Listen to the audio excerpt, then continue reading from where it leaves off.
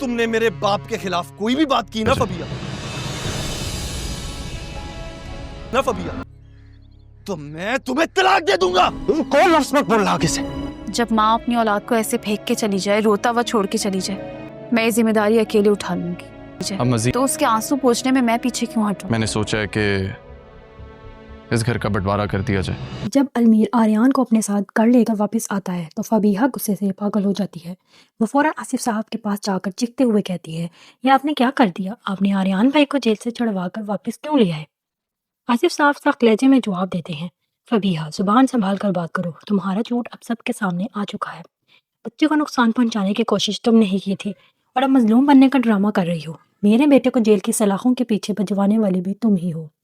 یہ سن کر فبیہہ اور زیادہ بھڑک جاتی ہے اور غصے میں کہتی ہے، انکل آپ تو چپ ہی رہیں، مجھے اچھی طرح معلوم ہے کہ اس گھر میں آپ کی کیا حیثیت ہے۔ یہ الفاظ سنتے ہی المیر کا ضبط ٹوٹ جاتا ہے۔ وہ غصے سے چیختا ہے، فبیہہ اگر تم نے ایک بار بھی ابو سے بدتمیزی کی تو میں تمہیں طلاق دے دوں گا۔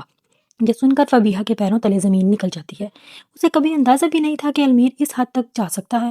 چند لمحوں بعد وہ غصے میں کہتی ہے، تم مجھے کیا طلاق دو گے؟ میں خود ہی یہ گھر چھوڑ کر جا رہی ہوں۔ فبیہہ فوراً کمرے میں جا کر سامان پیک کرنے لگتی ہے۔ ایک لمحے کے لیے وہ اپنے بیٹے ارحم کو اٹھانے لگتی ہے مگر پھر اسے وہیں چھوڑ کر گھر سے نکل جاتی ہے۔ جب المیر کمرے میں آتا ہے اور ارحم کو روتا ہوا دیکھتا ہے تو اس کا دل ٹوٹ جاتا ہے۔ وہ بچے کو چپ کروانے کی کوشش کرتا ہے مگر ارحم مسلسل روتا رہتا ہے۔ اسی وقت ایمان کمرے میں داخل ہوتی ہے اور پوچھتی ہے، المیر کیا ہوا؟ ارحم اتنا کیوں رو رہا ہے؟ المیر آنسو صاف کرتے ہوئے کہتا ہے، بھابھی جب ماں اپنے بچے کو یوں روتا ہوا چھوڑ کر چلی جائے تو بچہ روئے گا ہی۔ یہ سن کر ایمان کا دل بھر آتا ہے۔ وہ نرمی سے کہتی ہے، تم پریشان نہ ہو، ارحم کو میں سنبھال لوں گی۔ ایمان ارحم کو لے کر اپنے کمرے میں چلی جاتی ہے۔ تھوڑی دیر بعد شاہویر کمرے میں آتا ہے۔ ارحم کو ایمان کے ساتھ دیکھ کر حیران ہو جاتا ہے اور پوچھتا ہے، ارحم یہاں کیوں ہے؟ کیا فبیہہ اسے اپنے ساتھ نہیں لے کر گئی؟ ایمان افسوس سے جواب دیتی ہے، نہیں۔ شاہویر فبیہہ کے دل سے جیسے ماں کی ممتا ہی ختم ہو چکی ہے۔ وہ اپنے روتے ہوئے بچے کو چھوڑ کر چلی گئی۔ شاہویر تلخی سے کہتا ہے، تم اس بچے کو کیوں سنبھال رہی ہو جس کی ماں نے ہمارے گھر کو برباد کر دیا؟ ایمان آہستگی سے جواب دیتی ہے، شاہویر یہ ایک معصوم بچہ ہے، اسے کیا خبر کہ بڑے لوگ کون سی سازشیں کر رہے ہیں؟ ماں نے جو ظلم کیا اس کی سزا یہ ننھی جان کیوں بھگتے؟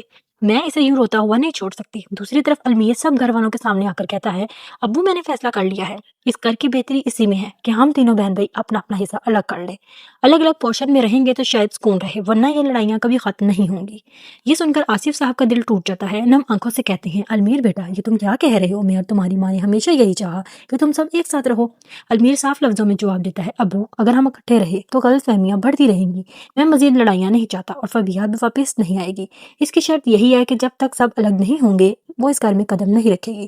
اب سوال یہ ہے کہ کیا ایک بار پھر فبیہہ کی شرط مانی جائے گی یا اس پر خاندان کوئی مضبوط فیصلہ کرے گا؟